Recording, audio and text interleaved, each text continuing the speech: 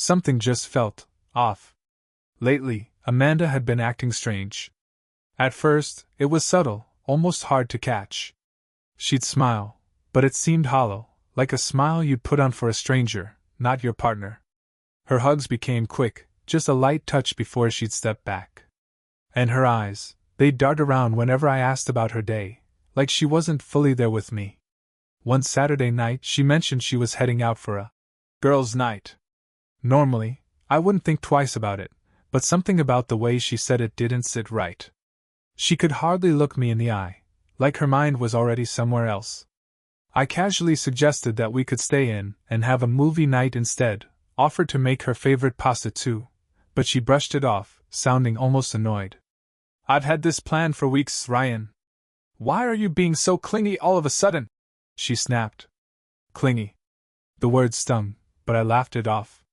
Inside, though, I felt like I was looking at someone I barely knew. Around midnight, I heard her car pull into the driveway. I stayed put in bed, pretending to be asleep while I listened to her stumbling around downstairs. A few minutes later, she slipped into bed beside me, and I caught the faintest hint of cologne that wasn't hers, and definitely wasn't mine. My breathing stayed steady, acting like I was asleep, but my mind was racing. That scent wasn't something she usually wore. After that night, these so-called girls' nights started happening more often.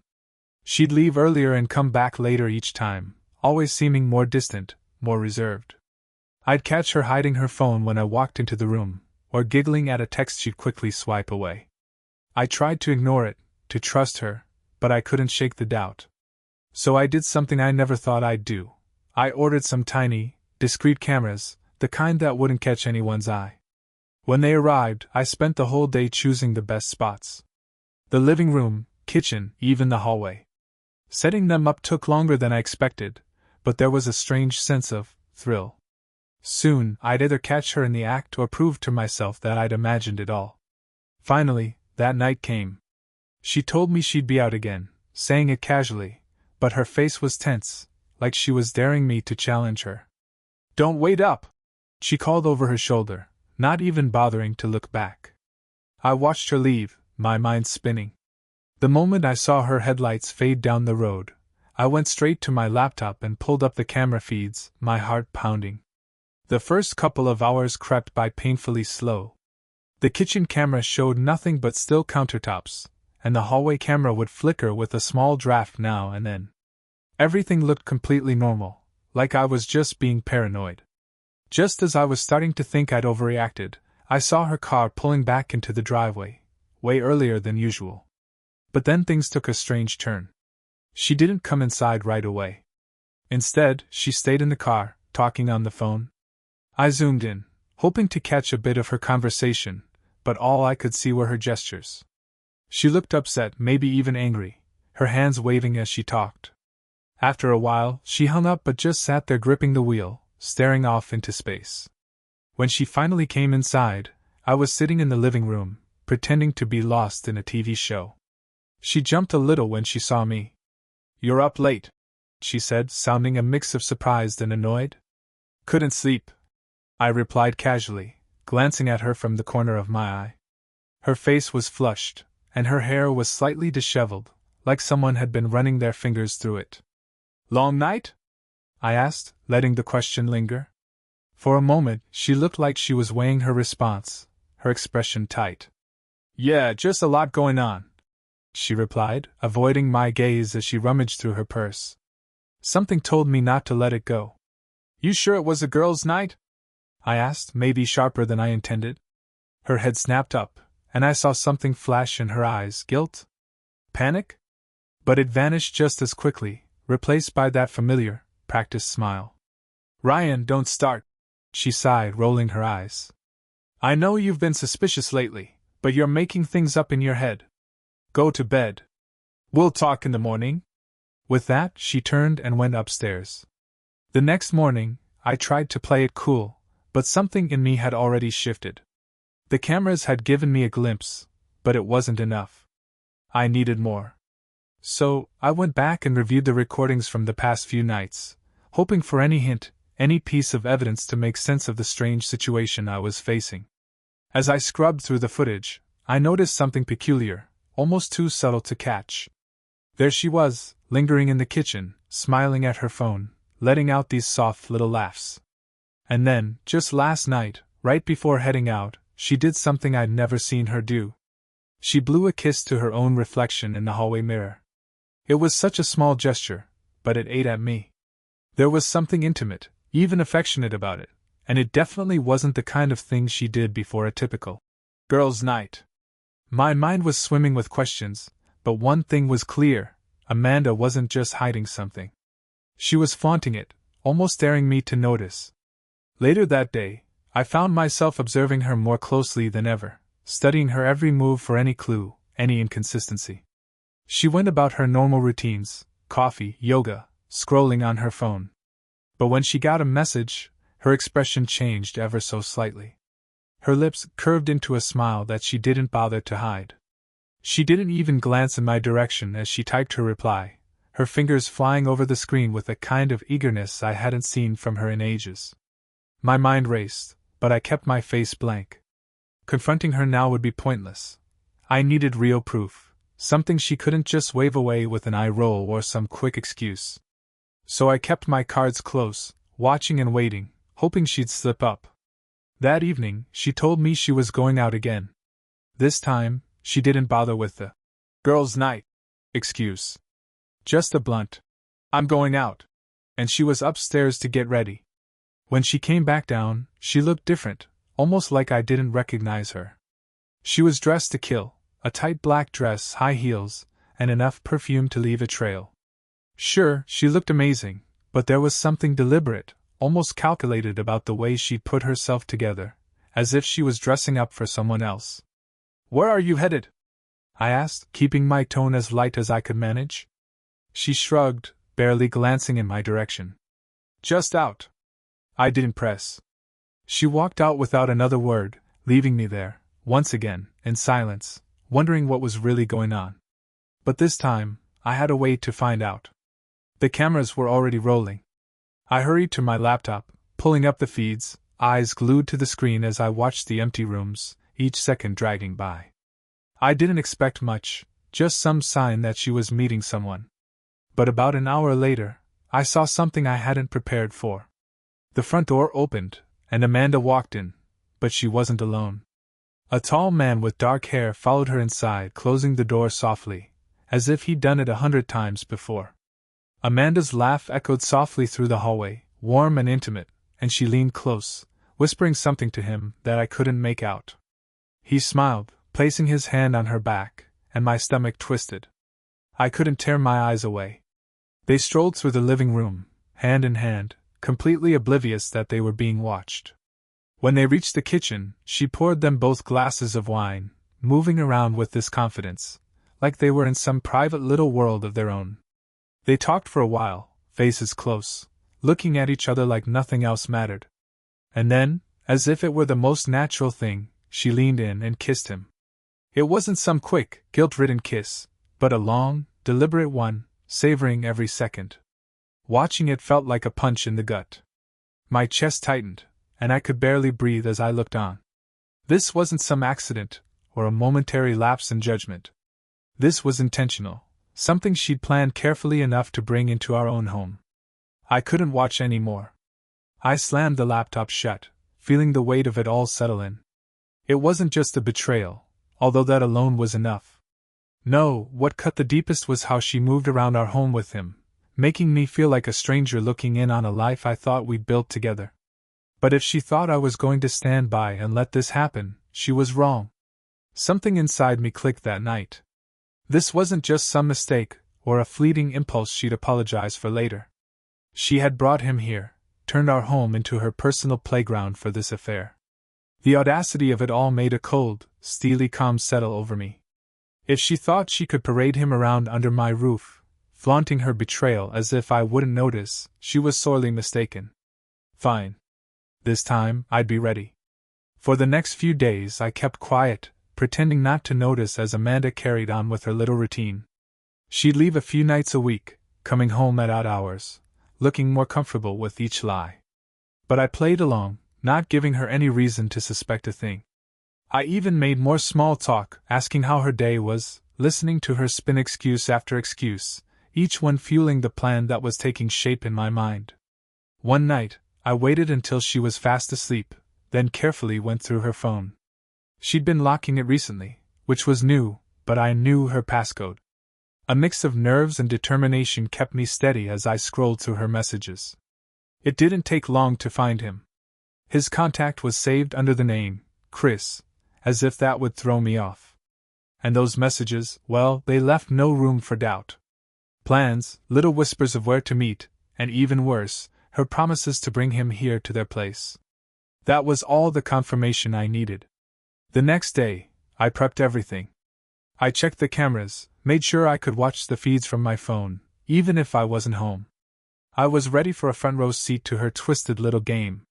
That evening, she gave me her usual rehearsed line about meeting up with friends and practically flew out the door. But this time, I was prepared.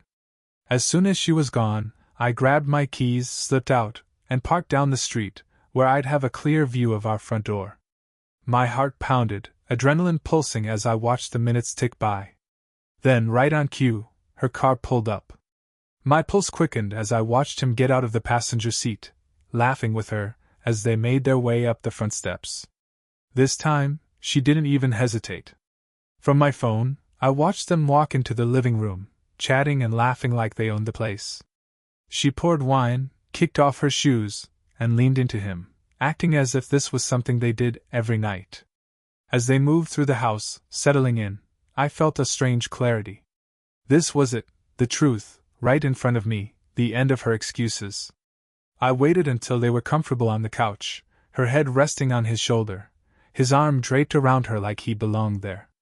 Then, with a calmness I couldn't explain, I got out of the car and walked up to the house. I could hear their laughter from the other side of the door, a sound that had once been ours. I opened the door quietly, stepping inside with careful, deliberate steps, and softly closed it behind me, feeling the weight of the moment like ice in my chest. In the dim light of the living room, they didn't even notice me at first. Amanda was close to him, her head tipped back in laughter, her fingers lazily tracing circles on his arm. They were so wrapped up in each other it was like I didn't exist. I cleared my throat, breaking into their little bubble. Amanda's head whipped around, and in an instant the laughter drained from her face. Her eyes went wide, first in shock, then in something that looked a lot like fear. "Mike," she stammered, pulling away from him like she'd been caught with her hand in the cookie jar. I thought you were out." "Clearly," I replied, keeping my voice calm even though fury was boiling just beneath the surface. I looked at the guy beside her. He shifted uncomfortably, glancing back and forth between us, his confidence suddenly gone now that he realized he wasn't alone with her. "So," I said, fixing my gaze on Amanda. "Who's this?" The guy opened his mouth to speak, but Amanda cut him off, her voice a mix of pleading and irritation. "Mike, it's not what you think," she said quickly. "This is just a friend. We were just hanging out." Her words came out sharp and defensive, like she was already building a wall between us. "A friend?" I repeated, my tone thick with disbelief. I looked around the room, taking in the empty wine glasses, the cozy setup they'd created on our couch, and the very space we'd shared so many times together. "This is what you call hanging out now?" Her face flushed, and she took a quick breath, trying to pull herself together. I saw a glint of defiance flare in her eyes as she looked at me. "Yes, a friend, Mike," she shot back. "Don't blow this out of proportion just because you're insecure. Honestly, if you trusted me, you wouldn't even be questioning this." She spat the words out as if she were the one who'd been wronged, and I felt something snap inside me. "Trust?" I said, my voice low, barely able to contain my anger. "Trust is what you expect when you bring a stranger into my house, into our home?" The guy beside her finally spoke up, sounding unsure. Maybe I should go." But Amanda grabbed his arm, throwing me a look that was equal parts glare and challenge. "No, he's staying," she shot back defiantly. "I don't owe you any explanation, Mike. If you're upset about me having friends over, maybe you should have tried actually being here for me instead of." She cut herself off, her eyes flashing with accusation, but I knew exactly what she meant. Every part of me wanted to fire back, but I forced myself to stay calm. Without a word, I pulled my phone from my pocket and held it up to her, showing her last night's camera footage, every laugh, every touch, each stolen moment she thought she'd kept hidden. I watched her face pale as she took in the video, her own betrayal replayed on the tiny screen. She froze, her mouth opening and closing as she struggled for words that just wouldn't come. Finally, she managed a whisper. You were spying on me?" "Oh, I was, Amanda," I replied, my voice steady, betraying none of the turmoil boiling underneath. "I just wanted to give you the chance to tell me the truth. Guess that was asking too much." She tried to speak again, but no sound came out. I watched her for a moment, watched her glance over at the man beside her as if he might somehow have an answer for all of this. But he was already staring down at his shoes, his face flushed with embarrassment. Amanda's expression hardened, a cold, defiant edge taking over as she looked at me. "You know what, Mike?"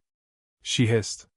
"Maybe if you hadn't been so paranoid, I wouldn't have needed someone else's company." She practically spat the words, as if her betrayal was somehow my fault. She looked at me with open disdain, daring me to respond. I took a long, steady breath, feeling an unexpected clarity washing over me. All those months of doubt, every moment I'd questioned myself, questioned us, our entire marriage. It all led to this. There was nothing left to fight for, nothing left to save. "So this is it then?" I asked, my voice barely a whisper. "All this time, and you really believe this is my fault?"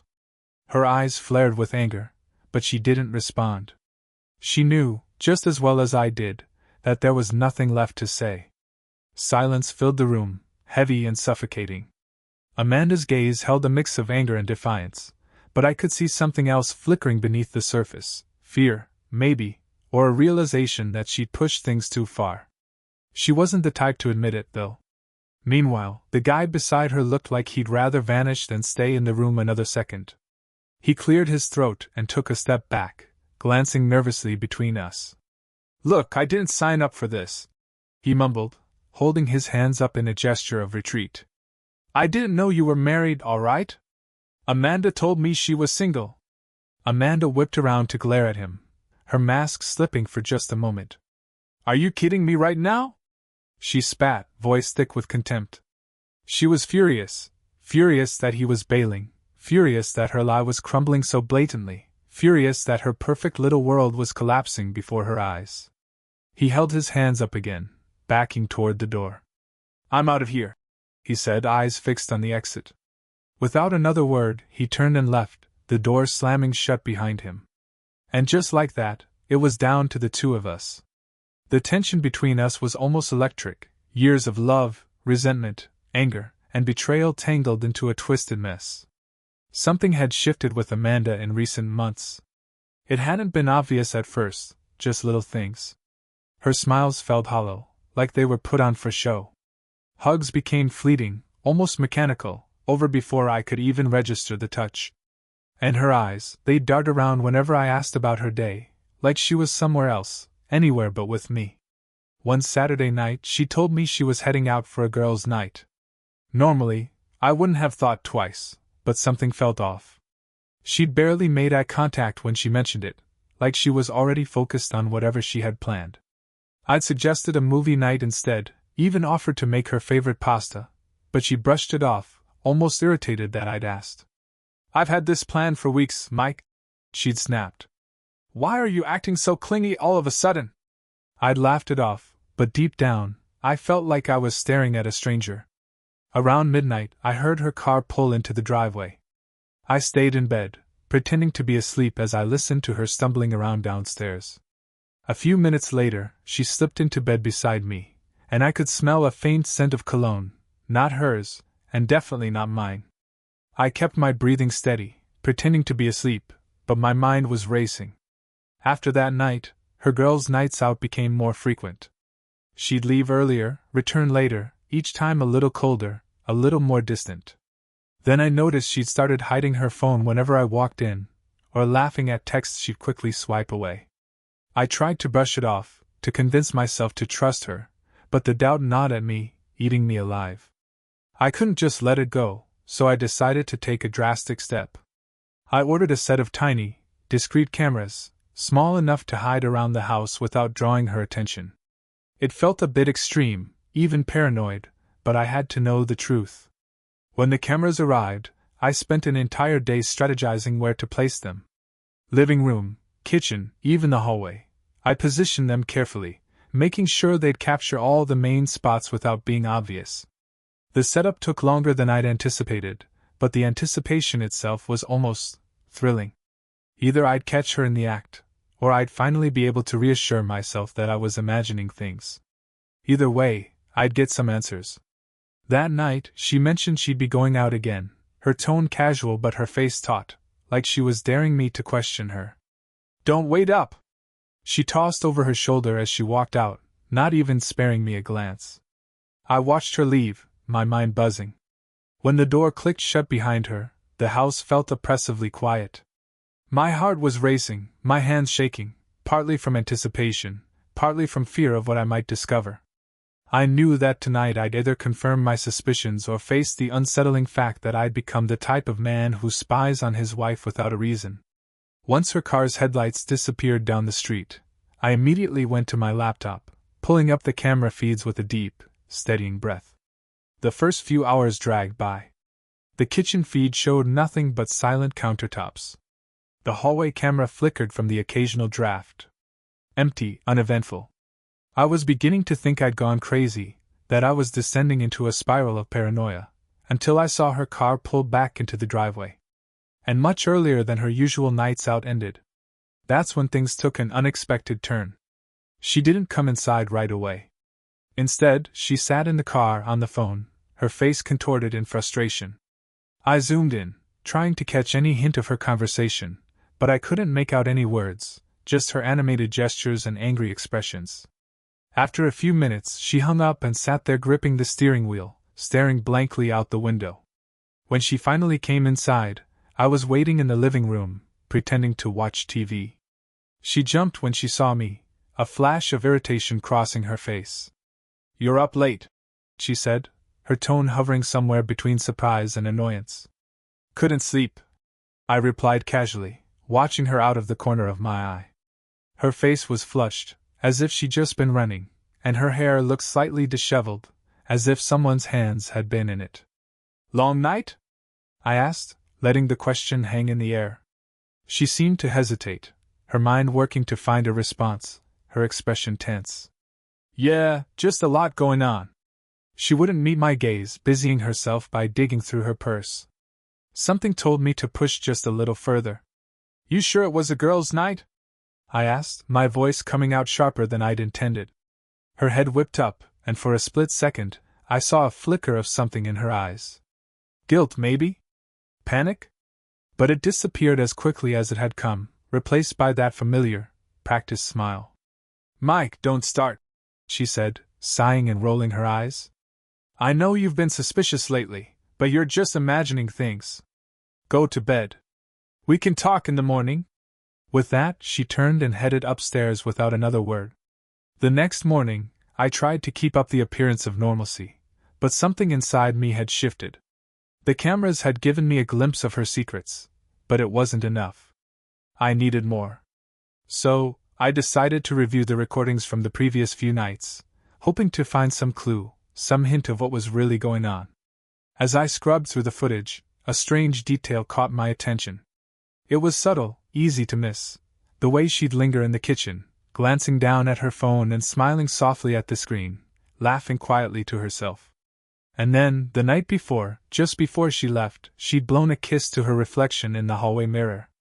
An affectionate gesture I'd never seen her do in all the years we'd been together. That small gesture gnawed at me. It felt oddly intimate, like she was cherishing some hidden secret, definitely not something she'd ever done before a so-called girls' night. My head spun with questions, but one thing was clear, Amanda wasn't just hiding something. She was almost flaunting it. That day, I found myself watching her more closely than ever, searching for any clue, any inconsistency. She moved through her usual morning routine, coffee, yoga, scrolling through her phone. But when she received the text, I saw her expression change, her lips curling into a smile that seemed entirely too eager. She didn't bother to hide her reaction, didn't glance up at me even once as she quickly tapped out a response. My mind was racing, but I kept my face blank. Confronting her now would be pointless. I needed something undeniable, something she couldn't dismiss with eye rolls and deflection. I decided to keep my cards close, biding my time to see if she'd slip up on her own. Later that evening, she announced she was heading out. This time, she didn't even bother with the usual girls' night excuse. She simply said, "I'm going out," in a flat tone and headed upstairs to get ready. When she reappeared, I barely recognized her. She was dressed to the nines, a sleek, tight black dress, high heels, and a heavy layer of perfume that lingered in the air. She looked stunning, sure, but there was something almost calculated about her appearance, like she was dressing up for someone specific. "Where are you headed?" I asked, keeping my tone as casual as I could manage. She shrugged, not even looking in my direction. "Just out." I held back, not pressing further. She walked out the door without a backward glance, and once again, I was left alone, wondering what was really going on. But this time, I wasn't left in the dark. The cameras were all set up. As soon as she was gone, I rushed to my laptop, pulling up the feeds and watching the empty rooms as time seemed to stretch. I didn't expect to catch much, just a hint, something to confirm she was meeting someone. But about an hour later, I saw something that knocked the air out of me. The front door creaked open, and she stepped inside, but she wasn't alone. A tall, dark-haired man followed her, closing the door quietly, like he was all too familiar with the place. Her laugh filled the hallway, low and intimate, and I watched, frozen, as she leaned close to him, whispering something I couldn't catch. He smirked, his hand resting on the small of her back in a way that made my stomach twist. I couldn't look away. They walked hand in hand through the living room, oblivious to the fact that they were being watched. When they reached the kitchen, she poured them each a glass of wine, her movements smooth, almost rehearsed. They chatted for a while, faces close, expressions warm and familiar. And then, as if I wasn't even part of her world, she leaned in and kissed him, not a quick, guilty peck, but a long, slow kiss, like she was savoring every moment. The sight of it hit me like a punch. My chest felt tight, and I could barely breathe as I watched them. This wasn't a spur-of-the-moment thing. This wasn't something she could blame on a lapse in judgment, or too much to drink. This was deliberate. She'd planned this, brought him here, our home, like it was their private sanctuary. I shut the laptop, unable to watch anymore. The betrayal alone was devastating, but it was the way she moved through our space, so comfortable and free, that broke me. It was as if I were the outsider, watching a life I thought was ours slip away. But I knew one thing for certain, this wasn't over. I was done sitting back, pretending not to see what was going on. If she wanted to act like I was invisible, fine. I'd make damn sure she knew just how closely I'd been paying attention. After that night, something inside me snapped into place. This wasn't some careless mistake she'd apologize for.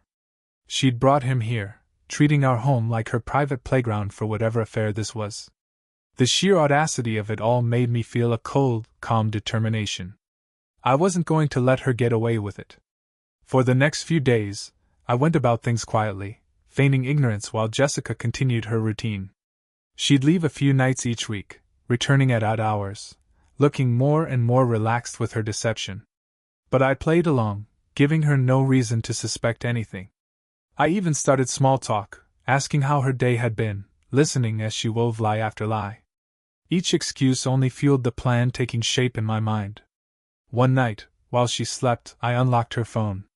She'd been extra careful with it lately, setting up a passcode, but I knew it. A mix of nerves and resolve kept me steady as I scrolled through her messages. It didn't take long to find him. He was saved under Amanda. Of all names, as if she hadn't even bothered to hide it. The messages left nothing to the imagination. Every plan, every whisper of where they'd meet, and the worst, her promises to bring him back here to their place. It was all there. That was all I needed. The next day, I went about setting things up, checking the cameras, ensuring I could watch everything from my phone, even if I wasn't home. I wanted a front row seat to her little game. That evening, she fed me her usual rehearsed line about going out with friends, practically rushing out the door. This time, I was prepared. I waited until she was gone, then slipped out myself, parking a few houses down where I'd have a clear view of our place. My heart pounded, adrenaline rushing through me as I watched the minutes tick by. Then, right on cue, her car pulled back into the driveway. My pulse sped up as I watched him get out of the passenger side, laughing with her as they strolled to the front door. She didn't even hesitate this time. From my phone, I watched as they entered the living room, laughing and chatting like they were in some private retreat. She poured them each a glass of wine, kicked off her shoes, and leaned into him as if they'd done this 1,000 times. Watching them make themselves comfortable, I felt a strange clarity settle over me. This was it, the proof, the truth, and the end of any illusions I'd been holding on to. Once they'd settled on the couch, her head resting on his shoulder, his arm draped around her like he belonged there, I knew I had to confront this. I stepped out of my car and walked up the driveway. I could hear their laughter spilling through the walls, the kind of laughter we used to share. I opened the door quietly, stepping inside with calm, measured steps. Closing the door softly, I felt the weight of the moment hit me like a cold wave. In the dim glow of the living room, Jessica and her guest didn't even notice I was there. She was nestled against him, her head tilted back in laughter, tracing lazy circles on his arm. They were so wrapped up in each other, it was as if I'd never existed. I took another step forward and cleared my throat. The sound shattered their little world, and Jessica's head whipped around. Her face fell instantly, the laughter draining as her eyes went wide, first in shock, then in something close to fear. "Ethan," she stammered, pulling away from him like a kid caught sneaking a cookie before dinner. I thought you were out." "Clearly," I replied, my voice calm, though anger churned just beneath the surface. I looked at the man beside her, who was now shifting uncomfortably, glancing between us, his confidence vanishing as he realized he wasn't alone with her. "So," I said, turning my gaze back to her, "who's this?" The guy opened his mouth, but Jessica jumped in first. "Ethan, it's not what you think," she said, her voice a mix of pleading and irritation. "This is just a friend. We were just hanging out." Her words were clipped and defensive, like she was already building a wall between us. But after everything I'd seen, I wasn't falling for her lies. "A friend," I repeated, my tone thick with disbelief. I looked around, taking in the empty wine glasses, the cozy setup they'd created on our couch, the same space we'd shared so many times before. "So, this is what hanging out looks like now?" Jessica's face flushed, and she took a quick breath, trying to gather herself. I could see defiance flash in her eyes as she looked me over. "Yes, a friend, Ethan. Don't make this a big deal just because you're insecure. If you actually trusted me, you wouldn't even be questioning this." She spat the words out, as if she were the one who'd been wronged, and I felt something snap inside me. "Trust," I said, my voice low, barely containing my anger. "Trust is what you expect when you bring a stranger into my house, our home." The guy finally spoke up, his voice uncertain. Maybe I should go." He shifted, but Jessica grabbed his arm, glaring at me. "No, he's staying," she shot back defiantly. "I don't owe you an explanation, Ethan. If you don't like me having friends over, maybe you should have tried being here for me." Her eyes narrowed, flashing with accusation. I knew exactly what she was implying, but I kept my composure. I reached into my pocket, pulled out my phone, and held up the camera feed from the previous night, every laugh, every touch, every stolen moment she thought she'd kept secret. I watched the color drain from her face as she saw herself on the screen, caught red-handed in her own betrayal. She froze, her mouth opening and closing, searching for words that wouldn't come. Finally, she whispered, You were spying on me?" "Oh, I was, Jessica," I said, voice steady and cold. "But only because I wanted to give you the chance to come clean. Guess that was too much to hope for." She opened her mouth, but this time, no words came. I watched her struggle, glancing at the guy beside her, as if he could somehow salvage this mess. But he was already staring down at his shoes, face flushed with shame. Jessica's expression hardened, her face shifting to something sharp and unfeeling, like a cornered animal. You know what, Ethan? Maybe if you hadn't been so paranoid, I wouldn't have needed someone else's company. She hissed, as if somehow this whole mess was my fault. She looked at me with open contempt, daring me to respond. I took a deep breath, feeling a wave of clarity wash over me. All these months of doubt, every second I'd spent questioning myself, wondering about my worth, our marriage, it was all right in front of me, clear as day. It all boiled down to this moment. There was nothing left to salvage, nothing left to hold on to. So that's it? I asked, my voice barely above a whisper. After everything, this is all just my fault? She glared but didn't answer. She knew, just as I did, that there was nothing left to say. The silence in the room thickened, pressing down like a weight. Jessica's eyes blazed with defiance and anger, but there was something else in them too, something that looked almost like fear or maybe the sudden realization that this was truly over. She'd crossed a line, but admitting it wasn't in her nature. The guy beside her shifted, looking like he wished he could vanish. He cleared his throat, glancing nervously between us. Look, I didn't sign up for this, he muttered, raising his hands in retreat. I didn't know you were married, okay? Jessica told me she was single. Jessica's head snapped toward him, her mask slipping as she glared at him. Are you serious right now? She hissed, her voice dripping with contempt. She was furious, angry at him for abandoning her, at him for exposing her lie so plainly, at the fact that her little secret was unraveling right in front of her. He backed up, hands still up defensively. I'm out, he said, eyes locked on the door. Without another word, he turned and left, the door closing with a final, echoing thud. And just like that, we were alone. The tension between us was thick, electrified by years of love, resentment, anger, and betrayal, all tangled into a knot we couldn't begin to untangle. Jessica's face hardened as she watched him walk out. Then she turned back to me, her eyes blazing with fury. So what now, Ethan? She sneered, crossing her arms. You got what you wanted, didn't you? You've been waiting for a reason to blame me for everything. Well, are you happy now? Her words hit me, but not because I believed them. It was the realization of just how far she'd go to avoid taking responsibility. The person in front of me, hurling accusations and venom, wasn't the woman I thought I knew. She was someone willing to torch everything we had, just to feel like she'd come out on top. You think this is about me trying to pin blame on you? I replied, my voice low and steady. I trusted you, Jessica. I built my life around you. And you threw it away, for whatever this is. She scoffed, rolling her eyes as if my words were nothing more than an inconvenience. Don't be so dramatic, Ethan. We grew apart, and you know it. Maybe if you'd actually been around, instead of obsessing over every little thing, I wouldn't have had to find someone else to talk to. That's your excuse? I asked, disbelief coloring my tone. That I wasn't around? You know that's a lie, Jessica. You were the one who started pulling away.